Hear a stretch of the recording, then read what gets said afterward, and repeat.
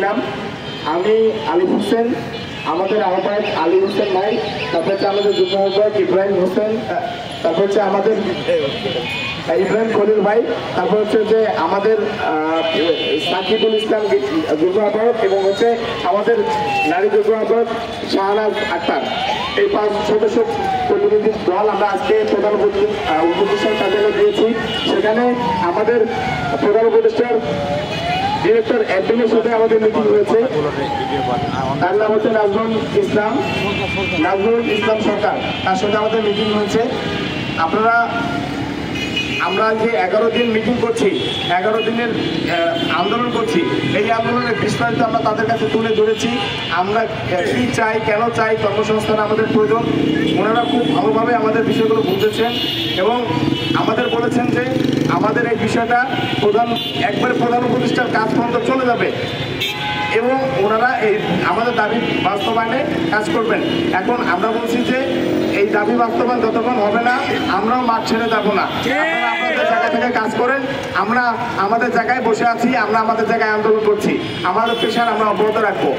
তো এই পর্যায়ে আমি আপনাদের কাছে প্রাথমিকভাবে যে তথ্যগুলো তুলে দেওয়া দরকার ছিল সেগুলো তুলে ধরলাম। এর পর্যায়ে আমি কথা বলার জন্য আমাদের চাকরি প্রত্যাশী গ্রাজুয়েট পরিষদের আহ্বায়ক আলী হোসেন ভাইকে বিনীতভাবে অনুরোধ জানাচ্ছি। ধন্যবাদ আলী হোসেনকে। মিটিংয়ের সামারি তুলে ধরেছেন আপনাদের সামনে। এখন বিষয় যেটা হয়েছে যে আমরা প্রধান উপদেষ্টার কার্যালয়ে গিয়েছিলাম। এখানে আমাদের যে রমনা জোনের যিনি ডিসি মাসুদ ভাই, তিনি হচ্ছে মিটিংয়ের অ্যারেঞ্জ করেছিলেন, এটা আপনারা জানেন। এখন যেটা হয়েছে সেটা হলো যে ওখানকার যিনি ডিরেক্টর অ্যাডমিন নাজমুল ইসলাম সরকার, তার সাথে আমাদের এই বিষয়ে আলোচনা হয়েছে। এখন উনি বলেছেন, ডিরেক্টলি একটা কথা বলেছেন যে আগে কি স্মারকলিপি দিয়েছেন কি দেননি, এই বিষয়গুলো যেহেতু আমরা পাইনি, তবে আপনি এটুকু নিশ্চিত থাকেন আপনার এই দাবি চিফ পর্যন্ত অর্থাৎ প্রধান উপদেষ্টা পর্যন্ত এই দাবি যাবে, এতে কোনো সন্দেহ নেই। আমাদেরকে প্রতিনিধি হিসেবে সেট করা হয়েছে, প্রতিনিধি হিসেবে আমরা কাজ করছি। আমি প্রশ্ন করলাম যে আপনার প্রতিনিধি বলতে কোন জায়গা থেকে আপনাদেরকে সিগন্যাল দেওয়া হয়েছে, তখন তিনি বলেছেন যে চিফ থেকেই আমাকে সিগন্যাল দেওয়া হয়েছে। তো আমাদের এই রমনা জোনের যে ডিসি রয়েছেন তার ব্যাপারেও তিনি বলেছেন যে এই যে দাবি, এই দাবিগুলো আদায় করার ক্ষেত্রে রমনা জোনের যে ডিসি রয়েছে মানে তাকে সেই যেন এই খবরগুলো নেয় এবং প্রেশারটা তাকেই দিতে হবে, এটা স্পষ্টভাবে তিনি বলেছেন। তো আমাদের জায়গা থেকে আমরা বলেছি যে ঠিক আছে, কোনো সমস্যা নেই।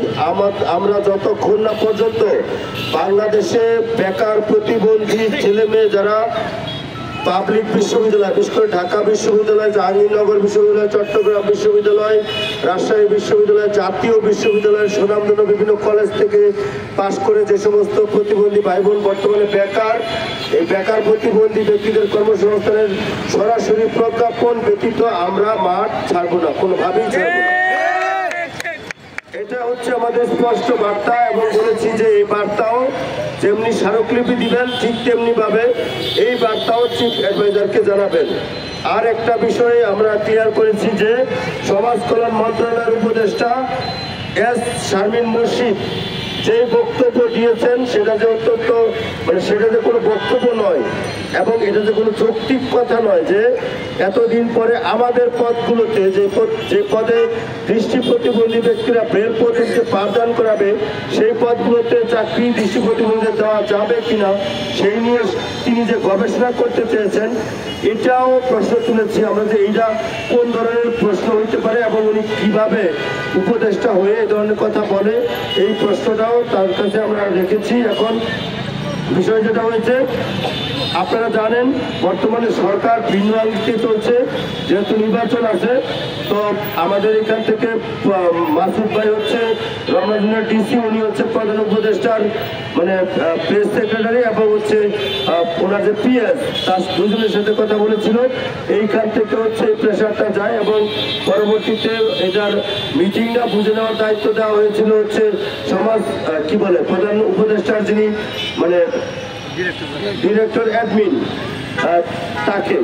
তো এখানে সচিব ছিল কি বলে ডিজিও এই বিষয়ে অবগত আছেন, কিন্তু ডিজি অন্য একটা কাজে থাকার কারণে ডিজি যুক্ত হইতে পারেন নাই।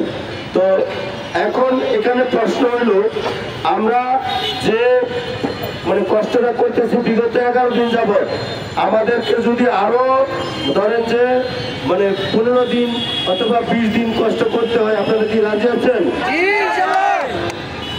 কারণ বিষয়টা আপনাদের বুঝতে হবে, এখানে মানে এই দাবি পূরণ করার মাত্র আমরা প্রসেসে ঢুকলাম। আমি স্পষ্ট করতেছি আবারও, মাত্র আমরা প্রসেসে ঢুকলাম।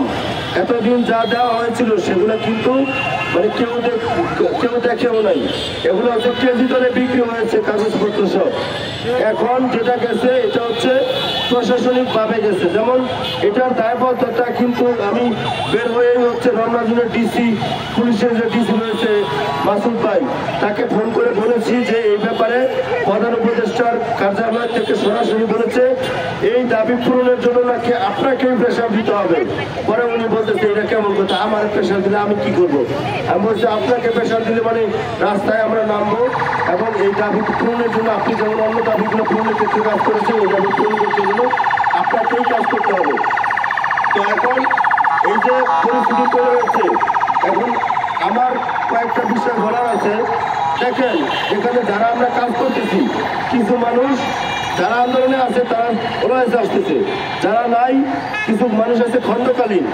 এখন এই আন্দোলনটা ধরে রাখতে হলে মানে সত্যি সত্যি যদি আমরা মনে করি যে কর্মক্ষেত্রে যে আমাদের বাধা, এই বাধাগুলো আমরা দূর করবো, তাহলে দুইটা গ্রুপ করতে হবে। মানে এটা একদিনে শেষ হয়ে যাবে না। আমরা যেহেতু বার্তা দিয়ে এসেছি পুরোপুরি ভাবে দাবি পূরণ না হওয়া পর্যন্ত আমরা মাঠ ছাড়বো না। এবং প্রজ্ঞাপন, দাবি পূরণ বলতে আমরা কি বুঝি? দাবি পূরণ বলতে আমরা বুঝি যতক্ষণ পর্যন্ত এই বিষয়টা প্রজ্ঞাপন আকারে না আসতেছে ততক্ষণ পর্যন্ত আমরা মাঠ ছাড়ছি না। তাহলে আমাদেরকে দুইটা গ্রুপে বিভক্ত হতে হবে। ধরেন প্রতিদিনই যদি একজন মানুষ হাতে থাকে আর প্রতিদিনই যদি হচ্ছে সন্ধ্যা থেকে সেই সকাল পর্যন্ত না ঘুমিয়ে থাকতে হয়, এভাবে করে আন্দোলন বেশি দিন চালানো যাবে না। আপনারা হৃদয় দিয়ে ব্যাপারটি অনুধাবন করার চেষ্টা করবেন। আর আন্দোলন এটা বারবার আন্দোলন মানে বারবার আন্দোলন সংগঠিত করা যায় না, বারবার আন্দোলন কিন্তু হয়ও না। আন্দোলন শুরু হয়েছে, এই আন্দোলনকে শেষ করতে হবে এবং শেষ করতে হবে ঠিক সেইভাবে যেইভাবে শেষ করলে বর্তমানে যারা বেকার তারা কর্মসংস্থান পাবে, ভবিষ্যতে যারা প্রতিবন্ধী মানুষজন পড়াশোনা করছে তারাও কর্মসংস্থানে যে তাদের বাধা রয়েছে কর্মসংস্থানের পথে প্রবেশ করতে, এই প্রবেশের এই বাধাগুলো যেমন ছুটি লেখক, কোটা না বিষয় ব্যবস্থা, এই বিষয়গুলো স্পষ্ট করে সরাসরি প্রজ্ঞাপন দিতে হবে। না হলে হচ্ছে এই বাধা, এই দ্বন্দ্ব, এই আন্দোলন চিরকাল তো প্রতিবন্ধী মানুষ করতে পারবে না। এই জন্য আমার মনে হয় আমরা যারা বাংলাদেশের যে প্রান্তে রয়েছি প্রত্যেকের কাছে অনুরোধ করছি, আন্দোলন যেহেতু একটা প্রসেসিং এর ভিতরে ঢুকে গেছে অলরেডি, আন্দোলন যেহেতু একটা ফরম্যাটে আছে, এখন আপনারা যার যার জায়গা থেকে সবাই আন্দোলনে যোগদান করুন। যদি কারো কোনো মান অভিমান থাকে সেগুলো ভুলে গিয়ে এখন এই আন্দোলনটাকে শেষ করতে হবে। আর যদি এই আন্দোলন ব্যর্থ হয়ে যায় অথবা এই আন্দোলন ফেল করে, পরবর্তীতে কিন্তু এই দাবিতে আপনারা মাঠে নামতে পারবেন না, অনেক সমস্যা তৈরি হবে। কারণ হচ্ছে আন্দোলন ফেল হয়ে যাওয়া মানে কি জানেন তো? আন্দোলন ফেল হয়ে যাওয়া মানে হচ্ছে দাবি অযৌক্তিকভাবে বিবেচিত হয়ে যাওয়া। এই কাজটা কোনোভাবে যেন না হয়, যেভাবেই হোক এই আন্দোলনকে সফল করতে হবে। এবং প্রশাসন যেহেতু একটা চাপে আছে, আমি স্পষ্টভাবে মাসুদ ভাইকে বলেছি যদি মানে 2-3 দিনের মধ্যেই এটার রেজাল্ট আমাদের দিতে হবে। এবং আমরা তো প্রতিনিয়ত কর্মসূচি শাহবাগে দিবই, কারণ শাহবাগ এটা হচ্ছে আমাদের আন্দোলনের কেন্দ্রবিন্দু। আর রাজু ভাস্কর্যে আমরা আছি, সেই জায়গা থেকে আমি বলছি বাংলাদেশের যে প্রান্তে যারা রয়েছেন প্রত্যেক মানুষ, প্রত্যেক প্রতিবন্ধী মানুষকে বলছি এই আন্দোলন আমার নয়, এই আন্দোলন হচ্ছে আপনাদের সবার। কাজেই সবাই আন্দোলনে যোগদান করুন। ব্যক্তিগতভাবে যদি কারো কাছে কারোর সাথে কারো কোনো মনোমালিন্য থেকে থাকে সেগুলোকে ভুলে গিয়ে জাতীয় স্বার্থে আসুন আমরা এক হয়ে এই আন্দোলনকে সফল করি। প্রতিবন্ধী মানুষের সম্মান, প্রতিবন্ধী মানুষের অধিকার, প্রতিবন্ধী মানুষের মর্যাদাকে আসুন আমরা পুরোপুরিভাবে জাতীয়ভাবে স্বীকৃতি দেওয়ার জন্য একযোগে কাজ করি। ব্যক্ত করছি। সংগ্রামী বন্ধুরা, আমি আপনাদেরকে বলতে চাই, যারা এখানে মাঠে উপস্থিত রয়েছেন, বিভক্ত হয়ে দুই ভাগে এই আন্দোলন পরিচালনা করতে হবে। আন্দোলনকে কোনোভাবেই ব্যর্থ হতে দেওয়া যাবে না এবং আন্দোলন যেহেতু অলরেডি তৈরি হয়ে গেছে এবং প্রধান উপদেষ্টা এই আন্দোলনের বার্তা অলরেডি পেয়েছে বলেই হচ্ছে উচ্চ পর্যায় থেকে এই কমিটি এই আজকে ডেকেছে এবং মানে হচ্ছে এই আন্দোলনের পূর্ণাঙ্গ দায়ভার এখানে এই সেক্টরে রয়েছে পুলিশের ডিসি মাসুদ ভাই, আর ওইদিকে রয়েছে প্রধান উপদেষ্টার কার্যালয় রয়েছে হচ্ছে নাজমুল ইসলাম সরকার, আর এইদিকে রয়েছে প্রধান উপদেষ্টার পিএস। এই মানুষগুলো একসাথে কাজ করবে। এখন আমরা যদি মাঠ ছেড়ে দেই তাহলে কিন্তু আমাদের আন্দোলন মাঠে মারা যাবে। কাজেই আমি বলবো এই আন্দোলনকে সফল করার জন্য আবারও বলবো, বাংলাদেশের যে প্রান্তে যে প্রতিবন্ধী ভাই বোনেরা রয়েছেন প্রত্যেকেই আসুন আমাদের আন্দোলনকে সফল করি এবং আপনারা যত লোক এই আন্দোলনে যোগদান করবে ততই আন্দোলন বেগবান হবে এবং আন্দোলন তত দ্রুতই এই আন্দোলনের দাবি বাস্তবায়ন হবে। আমরা আন্দোলনের মূল প্রসেসে ঢুকে গেছি। এখন 2-4 দিনের মধ্যেই এটা নিয়ে আলোচনা হবে, এই দাবিগুলো বাস্তবায়নের প্রক্রিয়া কি হবে। তো এই প্রক্রিয়ার ভিতরে এই বিষয়গুলো আলোচনা করে আমরা আশা করি যে অল্প কিছুদিনের মধ্যেই রাষ্ট্র কর্তৃক সেই প্রজ্ঞাপন আমরা পাবো এবং প্রজ্ঞাপন না পেলে আমাদের সেই কঠিন কর্মসূচির দিকে হয়তো যেতে হবে। তখন আমৃত্যু অনশন কর্মসূচির মতন কর্মসূচিও ঘোষণা আমরা হয়তো তখন করব।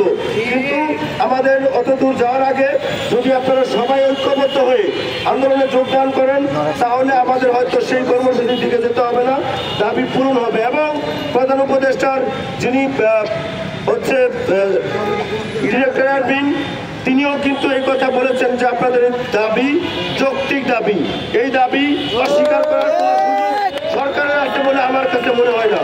তো সেই জায়গা থেকেই আমি বলছি যে আমরা একটা মিটিং করতে হবে। ঢাকা বিশ্ববিদ্যালয়ে যারা আছো তাদের উদ্দেশ্যে বলা, তোমরা যারা আছে আন্দোলনটা ঢাকা বিশ্ববিদ্যালয়ের রাজু ভাস্কর্যের পাদদেশে অনুষ্ঠিত হচ্ছে, এখানে হচ্ছে গ্রুপ করে ভাই এই আন্দোলনটাকে চালাইতে হবে, তোমরাও সহযোগিতা করো। রাতে তোমাদেরও থাকতে হবে, ওদেরও থাকতে হবে, সবকিছু মিলে আমরা একটা মিটিং করবো কিছুক্ষণ পরে। এখানে আমাদের বড় আপুরা এসছে, আমাদের ঢাকা বিশ্ববিদ্যালয়ের 2জন আপু এখানে আছে, মর্জিনা আপা। আপুদের কাছ থেকে আমি শুনি, বলো কি হয়েছে বলো। প্রথমে আমি হচ্ছে মর্জিনা আপাকে কিছু বলার জন্য বলতে চাচ্ছি। আমি ভিডিও করতেছি, আমি আলিমের কাছে দিচ্ছি। আচ্ছা, আমরা আপনাদের কথা অবশ্যই শুনবো। নর্মালি ইতিপূর্বে হয়তো আপনারা কথা বলেছে, আমরা আসার আগে আবারও শুনবো। ওনারা হচ্ছে আমাদের সিনিয়র আপু, ওনাদের সমর্থন আমাদের অবশ্যই প্রয়োজন আছে। একটা বিষয় আপনাদের বলি, সেটা হচ্ছে আমরা যারা কাজ করছি নিরলসভাবে দিনরাত এই আন্দোলনটাকে বাস্তবায়নের জন্য আমরা চেষ্টা করছি। আমাদের সাথে আপনাদেরও সাপোর্ট প্রয়োজন।